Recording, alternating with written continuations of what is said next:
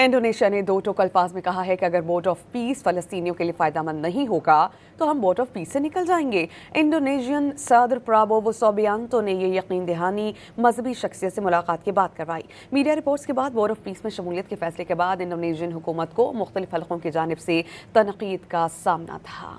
Indonesia ने board of peace से निकलने की धमकी दे दी है। अगर फ़लस्तीनियों को फ़ायदा नहीं होगा तो बोर्ड ऑफ पीस बेकार है।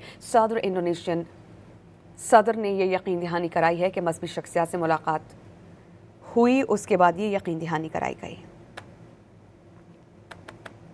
इंडोनेशिया ने दो टोक अल्फाज में कहा है कि अगर बोर्ड ऑफ पीस फ़लस्तीनियों के लिए फ़ायदेमंद नहीं होगा तो हम बोर्ड ऑफ पीस से निकल जाएंगे। इंडोनेशियन सदर प्राबोवो सुबियांतो ने ये यकीन दहानी मजहबी शख्सियत से मुलाकात के बाद करवाई। मीडिया रिपोर्ट्स के बाद बोर्ड ऑफ पीस में शमूलियत के फैसले के बाद इंडोनेशियन हुकूमत को मुख्तलिफ हलकों की जानिब से तनकीद का सामना था। इंडोनेशिया ने बोर्ड ऑफ पीस से निकलने की धमकी दे दी है। अगर फ़लस्तीनियों को फ़ायदा नहीं होगा तो बोर्ड ऑफ पीस बेकार है। इंडोनेशियन सदर ने यह यकीन दहानी कराई है कि मजहबी शख्सियत से मुलाकात हुई, उसके बाद ये यकीन दहानी कराई गई।